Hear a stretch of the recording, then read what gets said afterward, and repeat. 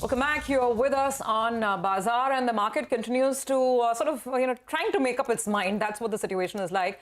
But there is a bit of a profit-taking element that's now finally becoming fairly visible. Nifty is still, of course, around the 17,700 level. So let's keep it to the corporate conversations. And the next company on our radar is Max Healthcare. Now, the company's third quarter performance was fairly strong. Brokerage firm Jefferies actually has a buy call on Max Healthcare, and their target price is 530. So they're expecting significant upside from where the stock is right now. Their note indicates that the company is well on track to add 1,000 new beds by FY25. Let's discuss this and more with Abhay Soy, Chairman and Managing Director at Max Healthcare. Abhay, always great to have you on the shows and to get a conversation going. Now, obviously, that's one view from the street. I think but it points us to the question, in terms of growth, what will be the next kicker in terms of capex, additional areas that you perhaps are looking at as we are getting set for the new fiscal year? Give us some cues and clues in terms of numbers and qualitative points as to what lies ahead. So I'm not going to give you a guidance on revenues or profitability, of course, but we are going to be incurring a capital expenditure of close to 4,500 crores over the next 4 years.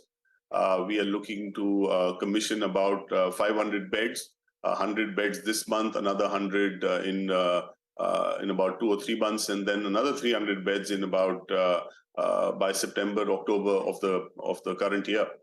So it's essentially 500 beds on a base of 3,400 beds that we have at present. And we should be adding another 1,500 beds thereafter in the following year. So all of that is on track. I think, our construction is on. We partnered with large turnkey project companies to ensure that happens on time. So these are really the big two kickers. I think other than that, we are also distilling our payer mix, so that should have some improvement in margins going forward as well.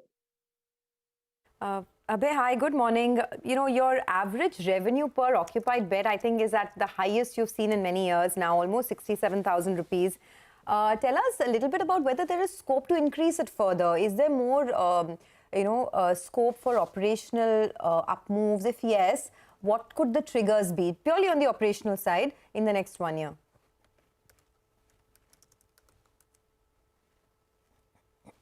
Oops. I can't hear you very well. I think there's some issue with your audio, Abhay. If you could repeat that. All right. I think we'll try and get back. Can you hear me now? Yes, I can hear you loud and clear now. Go ahead. I think our ARPOBs are significantly higher already due to our clinical mix. 35% of our beds are critical care beds. That essentially signifies that we do a lot of high-end tertiary care work. We're able to do that because majority of our assets, 85% of our assets are in the metros. That's where the best sort of clinical talent in the company tends to reside. We are repositories of the talent. So we run a lot more high-end programs compared to anybody else effectively. And that is something that leads to higher ARPOBs. This is in spite of about 7.5% of our beds being totally free. 30% of our beds are catering to institutional business. So going forward, you're going to see some distillation as well of the payer mix, which should be a key lever as far as ARPOB is concerned. I think other than that, there are always sort of innovations which are happening in the healthcare sector. Many years ago, we used to do, angiographies, angioplasties, and so on. Now the same hospitals are doing heart transplants, are doing, pacemakers, putting pacemakers, are doing LVADs, and so on. General surgeries are moved to robotics. As we go up the value chain, you will see a move up on ARPOBs as well. All right. Hi, Abhay. Good morning. Abhay, before we talk about business, I visited one of your hospitals here in Mumbai, the Max Nanavati Hospital, and I had to say, it was top-class service that you're giving out there to the patient. So I thought it was really phenomenal. I have to compliment you on that. Thank you. But getting back to a couple of numbers that you just gave out, I think 4,500 crores is the capex that you have laid out for the next few years. To take your capacity, if I got that right, 3,500 is the base. You're adding 500 in this year, plus another 1,500. So it goes to around 5,500 beds at current reckoning. How do you fund this 4,500 crores, if you could tell us? And over the next few years, if you could space it out for us? Right. So firstly, I think we have a base of 3,400 beds. And just to clarify, we are adding another 2,800 beds in the next 4 years. The count I've given you of 500 and 1,500 is up till 2025 alone. I think, the total capacity addition is 2,800 beds, which is at a cost of 4,500 crores. By doing this, we are actually sort of elevating a business need, because majority of our hospitals are operating at 85% plus capacity, and this is midnight occupancy. That means during the day there's extensive waiting, which moves from hours to days, sometimes in our ERs. There is a need for us to put up beds. So the majority of these beds, about 90% of these beds, are brownfields. So these are adjacent to already existing hospitals, which are sort of bursting at the seams. So we're going to be incurring 4,500 crores, and we're funding this entirely through internal accruals. Even at present, we are a debt-free balance sheet, and we continue to add about 250 to 300 crores of free cash flows to our bank balance every quarter, in fact. So we intend to do this entirely through internal accruals over the next 4 years. It's very, very interesting, and obviously very impressive for your stakeholders as well, that you can do it entirely through internal funding, Abhay. You did mention that the payer mix is changing. If you could just tell us if it's possible for you to tell us to what extent will the institutional business go down? And a word on medical tourism as well. Post-COVID, are we back at the earlier levels, better than that? What are you projecting from that business? As far as international is concerned, we already back to about 110% of pre-COVID levels. This is in spite of Afghanistan, which has been a key market for us, which used to be about 12% of our business, coming down to not at present, because you don't have any medical tourism coming, no visas being issued in Afghanistan at present. But like I said, in spite of that, we are at about 110%. The distillation that we are looking at will essentially look at perhaps the institutional business should come down to about 15% from the present 30% over the next 5 odd quarters.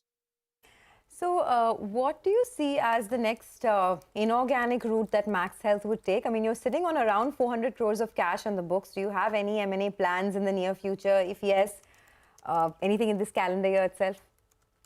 Yeah, so we are sitting on about 1,500 crores of cash, and we are net debt positive by about, I think, 300 odd crores. And, quarter on quarter, like I said, we add another 250 to 300 crores on that. So yes, we are estimating that about 50 to 60% of our internal accruals will be dedicated towards expansion, to debottleneck our businesses, like I said, with the 2,800 beds over the next 4 years. That still leaves us with our entire balance sheet and the rest of our free cash flows, and we intend to sort of deploy that towards inorganic growth. So we are looking at a lot of opportunities, so as we are scrutinizing, we are quite hopeful in the next few quarters we should be able to succeed as far as that is concerned. That should open up newer geographies and newer markets for us as well. So which geographies are you looking at in the next few quarters if you're planning to close in on an acquisition? What are the geographies you're aiming for?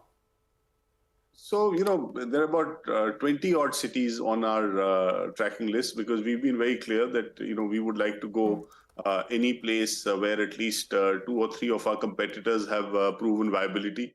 We are sort of very happy that the industry today, there are lots of such geographies where at least a couple of our competitors have proven viability.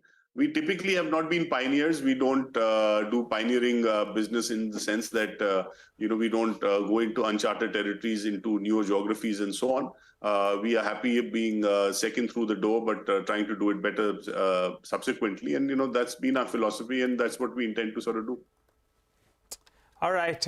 Good speaking to you, Abhay. Thanks so much for stopping by, giving us a brief idea in terms of how business is shaping up and also your plans for the next 3 to around 4 years odd.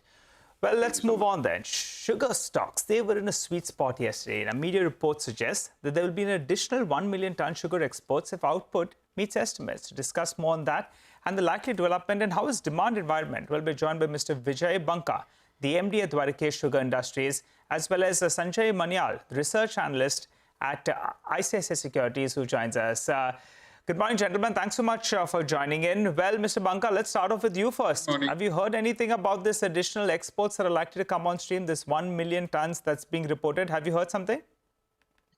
It might happen towards the end of the month after government takes stock of the production trends. Basis whatever they have done, whatever estimates they have drawn, they think the production is going to be about 33.6 million tons. They recalibrated the opening stock numbers from 5.5 million to 7 million tons. So there is a clear possibility of they are allowing 1 million tons of export. Let's wait and see because government will be very keenly watching the production trends. So, Mr. Banka, you believe there's a high likelihood then that this could happen by the end of this month once government, takes stock? Well, it's been amply demonstrated that, even if you carry 5 to 6 million tons of sugar stock, closing stock, there are no runaway inflation insofar as sugar pricing is concerned. In fact, sugar prices have remained flattish at around 3,500 for most part of the last year. Okay, I'm going to go to Sanjay as well to find out what the impact would be if this additional export quota is approved or allotted. But Mr. Banka, first, I also want to ask you about this whole ethanol story, because the sugar diversion to ethanol has seen almost a 30% growth compared to what we've seen last year. So that's the big focus area even for the government now. How much more sugar would you be diverting to ethanol in the next, say, 1 year or so? And what is the scope for you? Well, both our distillery plants are operational at full capacity. So we produce about 335 kiloliters of ethanol every day. And going forward, we will be able to produce and sell about 11 crore liters of ethanol to the oil marketing companies. All this production is going to happen at the by sacrificing sugar production. So we'll be able to cut down our sugar production by almost 30%. We have touched a historical high sugar production of about 45 lakh quintals. So we should be down to about 30 to 33 lakh quintals the coming year. Got that. So what would this mean for your distillery business itself? I mean, you've seen a good growth, over a 60% growth as per the last, the last results that you posted. What is the expectation in FY24? Well, see, the top line doesn't grow big time in while diverting sugar for ethanol purposes. But what happens is the sales mix undergoes a change, and the bottom line, it helps the bottom line primarily. Ethanol ends up being a good proposition for most companies. Mr. Banka, stay on. Sanjay Manyala is also with us. And Sanjay, by the way, has a buy call on a whole host of sugar stocks, from Balrampur and Chini to Dalmia Bharat, Triveni, Dhampur, Dwarikesh, a lot of companies on your buy list, Sanjay. So let's go back to the main headline story about this, export quota being opened up. If that does happen, how much of a kicker, if at all, can it offer to prices? Thanks for inviting me. What my understanding is that if we see the initial opening stock on the sugar side, somewhere around 5.5 million was the number at the start of the year, and an initial production estimate was somewhere around 36 million ton. Now from 36 million ton, this has been revised downwards to 33.5, and there is probably a likely possibility that it could be even further lower.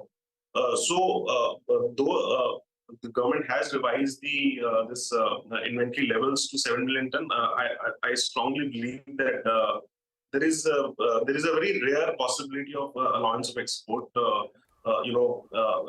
in next 1 or 2 months, as it has been mentioned in the press release by the government.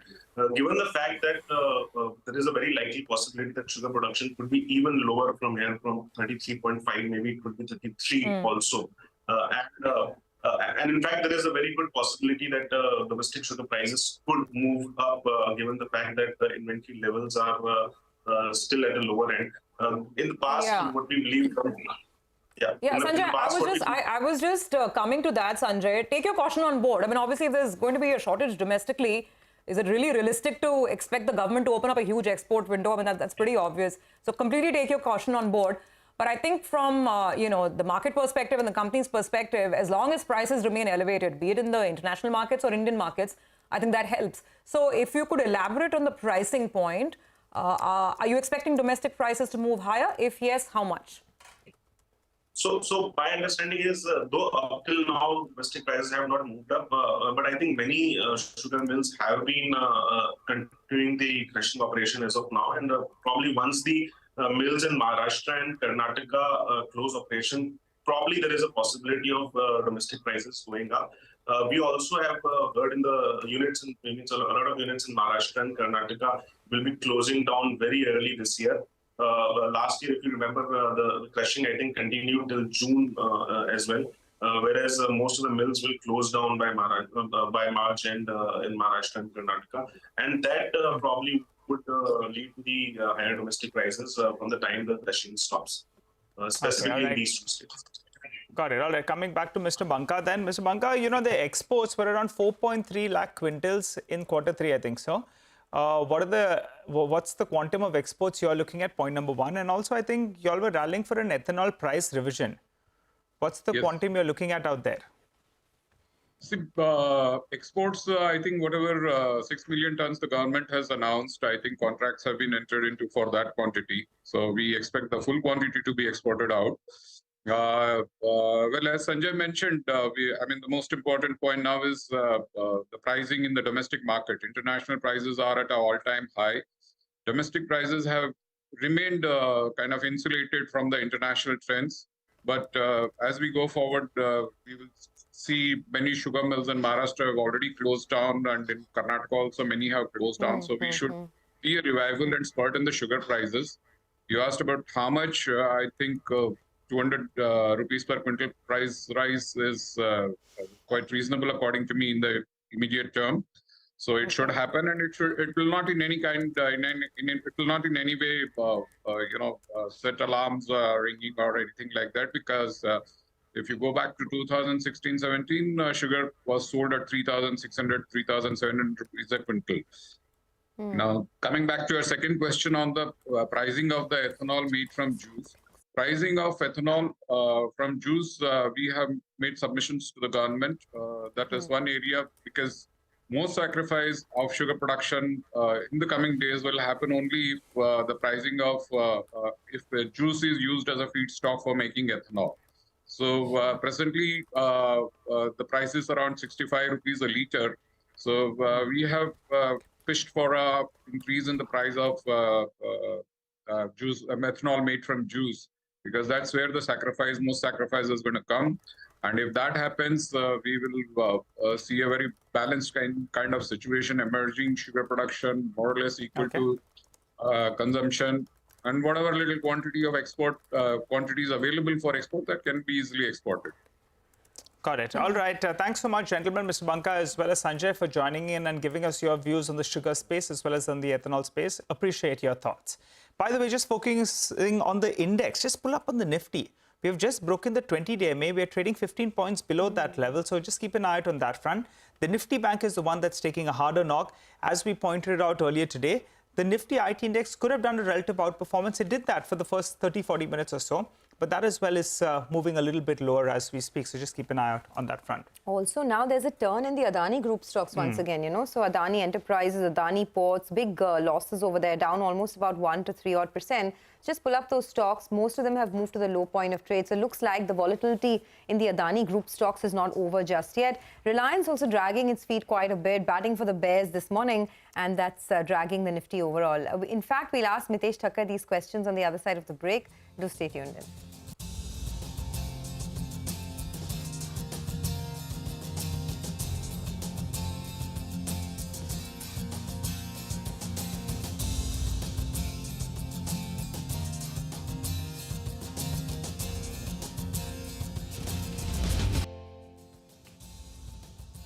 Welcome back to Bazaar Corporate Radar. For now, that's how the Nifty is looking. Not a pretty sight at all. In fact, given up a lot of its gains from yesterday, the Nifty hovering below 17,700. And as I was telling you earlier, it's really a mix of heavyweights that are dragging the market. There's Reliance, ICICI Bank, ITC, TCS that are all under pressure right now. Mitesh is joining in. Mitesh, that three-day rally sort of has seen a sudden halt now. Your thoughts? Do you see a turnaround? Do you think this market will continue to hover around this range of 17,400 to 800? And what's the stocks that you're looking at today? Sonia, my belief is that getting past 17,800 would take some struggle because there are multiple, pivot points over there. So I think we'll get this volatility. But closer to 17,650, I would still suggest going into buying mode and keeping the stop below 17,575. And once we get past 17,800, which still has a good chance, then I think we'll look at rally to extend to about 18,000, 18,150. Right now, I have one buy and one sell. Power Grid is a buy. Keep a stop at about 226, look for targets of 240. And Bajaj Finance is a sell. Keep a stop at 6,020, look for targets of 58.60. Okay, got that. Watch out for these. Mitesh, thanks very much. Catch you later in the day. With that, let's shift the focus to the commodity markets and see what Manisha has for us. Manisha, hi and welcome to the studio. Sylvie, thank you so much for that. Well, I'm looking at the crude oil prices, and from a high of nearly $86 per barrel in this week itself, we've come down to $82 a barrel, and we've seen nearly 5% of a decline come in for the crude oil prices in this week itself. As I said, it has been a constant decline for the last 3 days now for the crude oil prices. This is happening even as the U.S. inventories have snapped a 10-week of a build-up, and we've actually seen the U.S. inventories declined by 1.7 million barrels. But the market's clearly looking at a hawkish U.S. Fed, the strength in U.S. dollar. All of that continues to weigh onto the market. And then everybody who has some skin in the trade expects the crude oil prices to gain going forward because they are expecting a tightness here. OPEC, for one, says that the China 2023 demand could rise by 500 to 600,000 barrels per day. And they'd also say that they are looking at the global demand increasing by 2.3 million barrels per day. So clearly, nearly 30 to 40% of that increase in demand is coming in from China. That's exactly what Barclays also say, but they expect a higher demand coming in from China. They also are expecting a 500,000 barrels per day of a deficit in the second half of 2023, and that is when they say the crude oil prices continue to gain. As I said, they're expecting Chinese demand to rise by 900,000 barrels per day. OPEC expects that demand to be 500,000. So clearly almost double of what OPEC has been saying. This is what Barclays also is talking about prices going forward. In 2023, they're looking at an average of 92. We are yet to achieve those levels, by the way. And next year, even higher at 97. And WTI right now is trading at 77. They expect an average of 87 on that and 92 in the next year. So clearly, there is bullishness going forward in case of crude oil prices.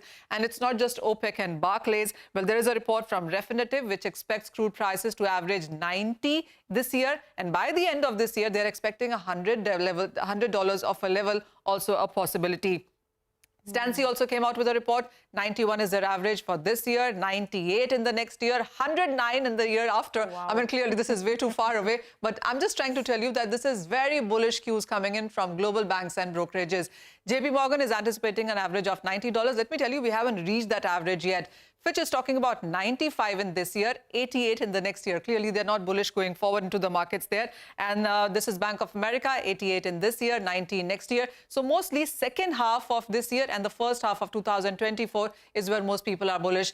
The EIA has revised its, this is near term, by the way. They're looking at 83 of an average for the near term and 77 is, this is where we are trading right now. So bullish to very bullish cues coming in for the second half of 2023 as far as crude is concerned. I thought there was a recession that was coming, Exactly. right? Wasn't that the plan? There's so much bullishness. I mean, where is the recession? I think it's about Chinese demand, the tightness in the markets, and all of that really seems to be supporting. And the fact we haven't seen the Russia impact come in yet, that also Street is anticipating will come in later. My positive takeaway is if oil has to go up so much, the dollar has to recession come maybe. down, rates have to come down, something has to give, right? So maybe that would be the silver lining. But anyway, thank you very much, Manisha, for that very interesting analysis on oil prices. Very quickly going to the stock of the day from the mid-cap markets, and that's Sequence Scientific, 12% higher because they have backtracked and will not do an acquisition.